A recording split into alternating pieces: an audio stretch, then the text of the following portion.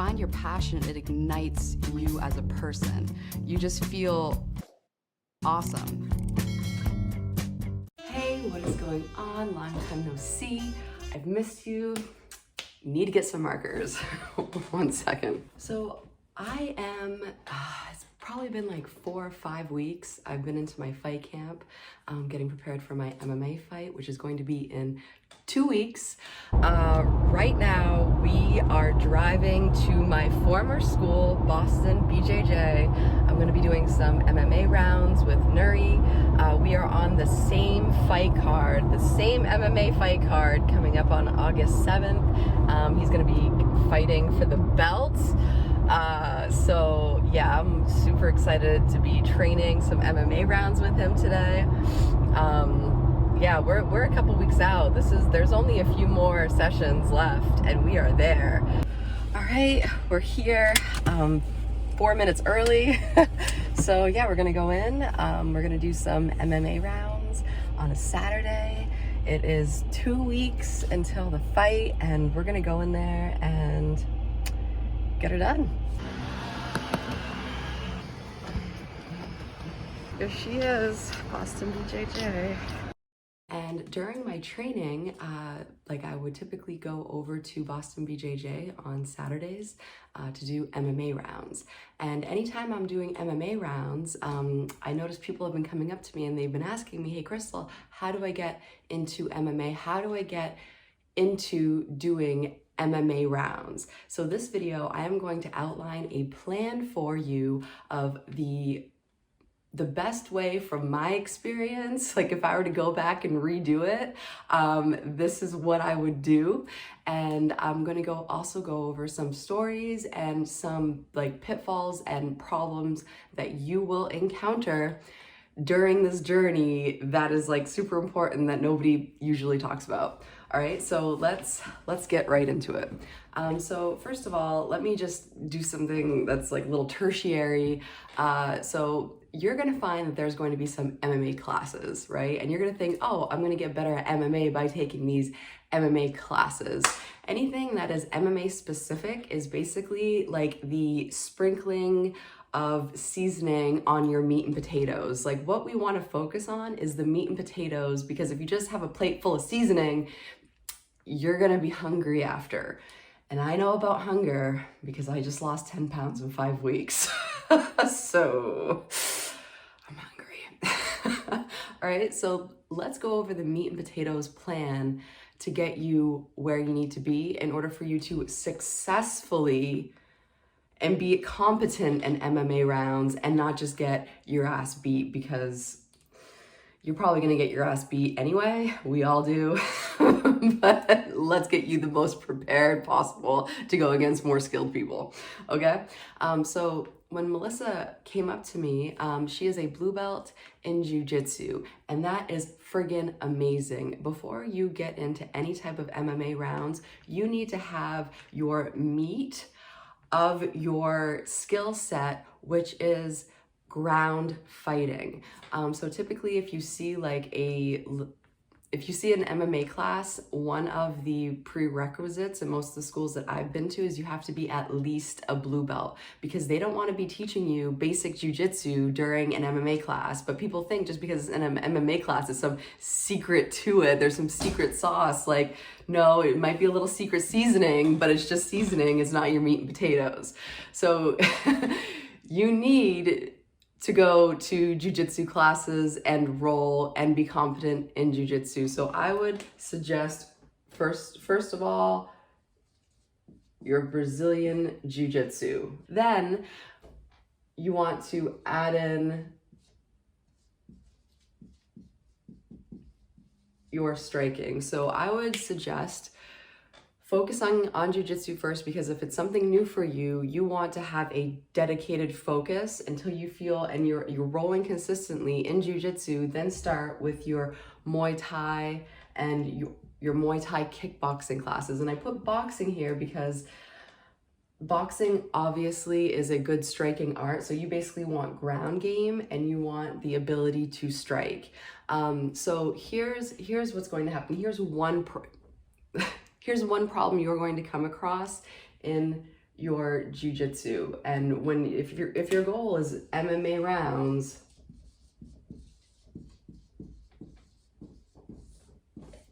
here's what's going to happen in your jujitsu. So when we first start rolling in jujitsu, where do we start typically? If you look out and a round's about to start, where do the majority of people start? They usually, you hear that? All right, they usually start on their knees. Now, if you're starting every single round on your knees, what are you not doing? You are not practicing takedowns.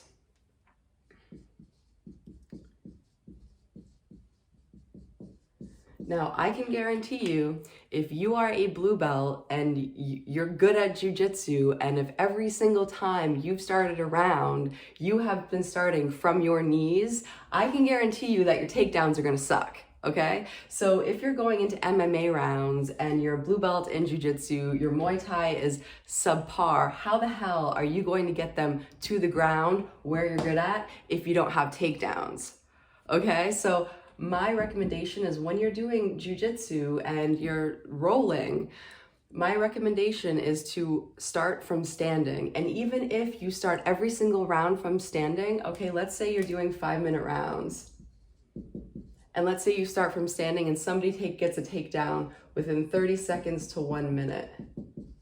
And let's say there are, you end up doing, let's just say you end up doing 6 rounds. Let's say you do it 12 times a week, so that's 12 rounds. And let's say it takes a minute just for shits and giggles to keep the math easy. That means you would have only practiced takedowns for 12 minutes a week, which is not very much. So my recommendation, this is a problem you're going to run into, and if your goal is MMA rounds, you need to take control of your training. You can't just let things, yes, you need to let things happen. Sometimes you can't always be a control freak, but you also need to be in charge of your training and be self-directed. Because if your goal is MMA rounds and you're not being self-directed, you are going to start every round on your knees and you're not going to get any better at takedowns. So my advice is to begin each round and ask the person to stand up, or even better, ask the person, hey, can we do judo style rounds where you start from standing, one person gets a takedown, and then it's a reset. Start from standing, one person gets a takedown, and it's reset. What you can also do for takedowns, so there's 2 types of martial arts that you can incorporate for your takedowns. You can either do wrestling or judo. So wrestling, that's your single leg, your double leg. Judo, that's your osotogari, that's your judo takedowns. So in any case, make sure that your jujitsu has some element of takedowns to it and that you're proficient in a couple of them, and you can get them live before you even think about doing MMA rounds, all right?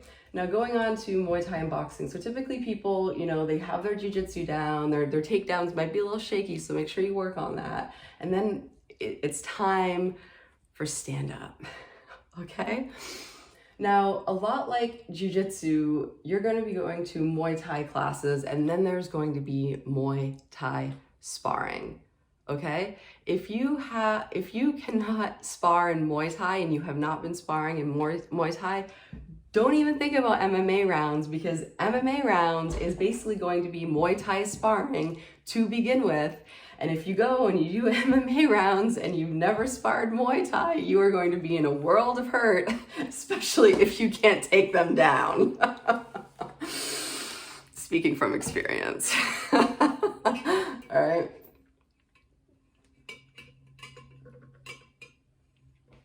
Now, just as a disclaimer, I'm not saying I'm the best at this shit, but I've been through it. I mean, look, this is from yesterday. I literally have a list of 18 things that I need to work on, but this plan is the real deal Holyfield, all right? All right, so Muay Thai and boxing, what are some things that you are going to come across that are going to be issues for you to begin with? First of all, your equipment. When you start taking boxing or Muay Thai kickboxing, like if you ever go to an academy and you wonder why there's usually Muay Thai in the curriculum, it's because they are secretly preparing you for MMA. It's mixed martial arts, it's more than one. Kickboxing, Muay Thai kickboxing is great because you have hands, you have knees, you have elbows. Elbows are usually just reserved for like non-amateur competitive events, in terms of MMA anyway. So, and Muay Thai is great because you are implementing more parts of your body to be used as weapons. As you obviously probably know in boxing, you are, you know, just using your hands. You could have like a little bit of dirty boxing elements where you have a little bit of judo in there, but it's not, Muay Thai is nice because you are also getting practices with kicks. Boxing is great because obviously you get more skilled with the hands, but the stance of a boxer is, if you started boxing, one thing that you are going to have to fight against is this bladed stance where you're not squared up. And because if you're not squared up and you're, let's say you have your front leg and your back leg and your hips are turned, then it's going to be harder to throw kicks because your leg is going to be further back. So that's just a little side note. If you're thinking, oh, I'm just going to do boxing, like that's why doing Muay Thai first is great, because at least you have a stance that's congruent with MMA rounds. And then after that, if you want to get better with your hands and take some boxing classes, you already have your base like laid out. So let me tell you what happened to me when I first started. And actually, I was going to talk to you about gear first. All right. So for your first Muay Thai class, what you are going to need is you're going to need some gloves, some 16-ounce gloves. The reason why these gloves, we wear these gloves, is to protect two things: to protect your knuckles and to protect the face of your opponent. When you start doing MMA rounds, you know, people wear these smaller gloves. These, I think, are 7-ounce gloves.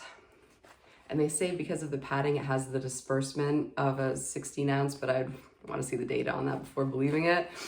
So the difference is you can see that you have the ability to use your fingers and to grip.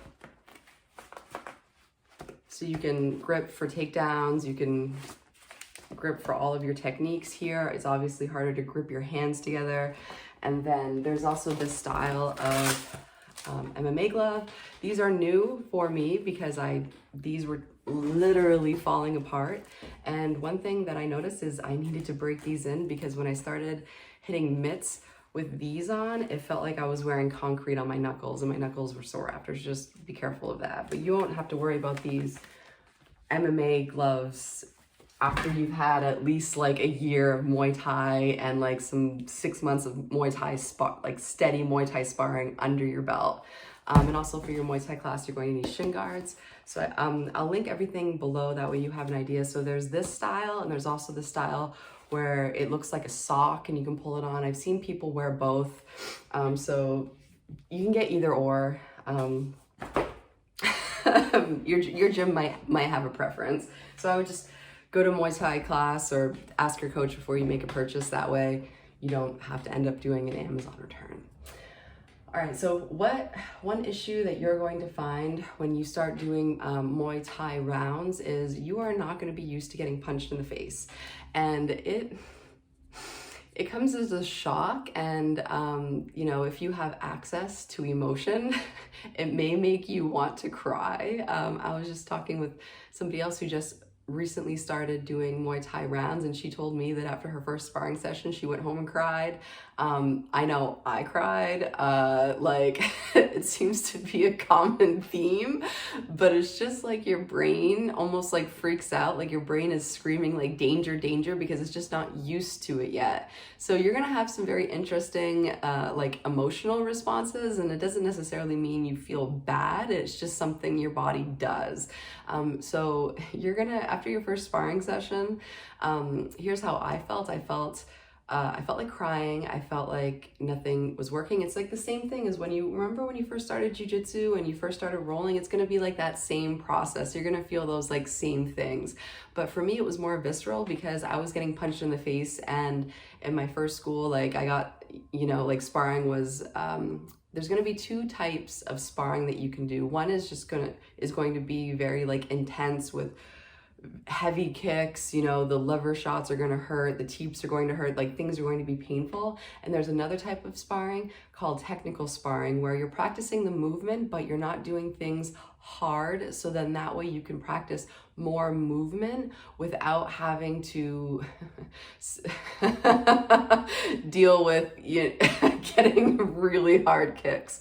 So if you are a beginner trying to get into Muay Thai sparring, if your school does technical sparring, where the sparring is very like light and technical, you are going to have a far greater chance of surviving your first couple of months.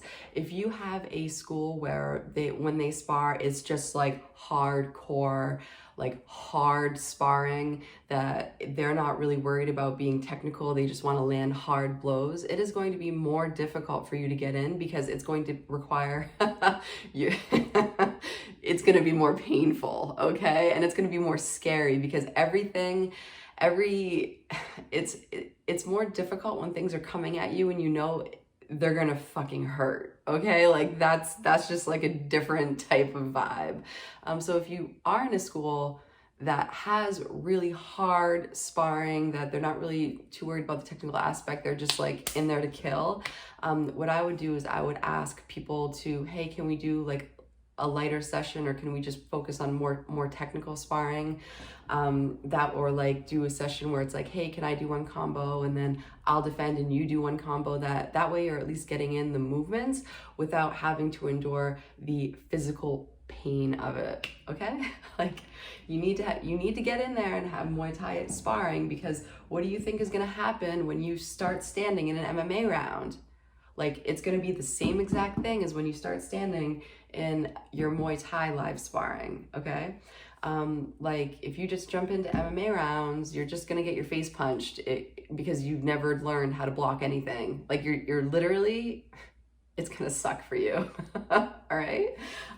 So when we talk about anything that's like MMA specific, there are some things that you will learn when you do MMA rounds that you won't learn, you know, when you're doing these individual things. But I'm telling you, this is the meat and potatoes, and this little thing right here is like the sprinkling of the seasoning that people get caught up in, but you don't have to worry about, okay? You're not gonna have to worry about, you know, like doing a throw by and coming down and landing a punch if you can't even take them down and you don't have any stand-up skill and you just get punched in the face. Like, do you really think you're even gonna be in that position? No. You know, like that's just, you know, I was the same way. It's like when you see the title of MMA, you think there's something to it, but it's just this combined into this, okay? Primarily. Of course, there's other people with other like martial art experience, but if you're talking like meat and potatoes, like the path that most schools will have Jujitsu and Muay Thai, a Muay Thai program. Some schools will even have wrestling and Judo classes. So this is the path that you're going to see at most Jujitsu schools to get to MMA. And there was one last thing. Oh yes. So what you are going to also come across is it is going to be very scary to start sparring. Even if you have experience in Jiu-Jitsu, it's going to be scary to start Muay Thai sparring, and it's going to be scary to start MMA sparring. And if you have experience with Muay Thai sparring and you want to get into MMA, the best thing to do is to just do it. Don't overthink it. Don't think that there's some information that you need. The best way for you to learn anything is to just get experience. And, you know, you can, if you want, skip all of this and go in here, but you're going to get trial by fire. Like this is either going to motivate you to start taking these classes, or you're going to be just so completely crushed that you're going to feel really crappy and you're going to want to quit. So those are the two avenues that you have, and it's very polarizing if you start something without like the proper background to like ease on into it. You know what I mean? You know, try not to overthink it. One other thing that you can do too to ease on into it is during your jiu-jitsu rounds, start striking, and by striking I don't mean punching them hard in the face. What I mean is you can start doing jujitsu rounds with touches, meaning like just lightly tell your partner what you're doing beforehand and have them agree, get consent, and be like, hey, do you want to do some rounds with some like light touching? That way you can get a more of a feel of what strikes would be like during jujitsu, because it is a different game when you have strikes. If you have strikes and you're in the bottom of guard and you're getting struck from up top, like that's a totally different game. You are going to have more motivation to get out of being out of a bottom of guard, and you're going to have more motivation to be getting out of a mounted position. What you can also do too is you can get your gear and you can start you're doing jujitsu with MMA gloves on. So then that way you can also do some light strikes and have your partner agree. And even if you don't have MMA gloves, what you can do is typically gyms will have spare gloves lying around. So you can just grab a set of those, give one to your partner and be like, hey, look, like let's do a round of jujitsu and let's have some light strikes. So you're just kind of like touching the other person's face. You're not like really punching to cause damage. But the key to everything here is live training.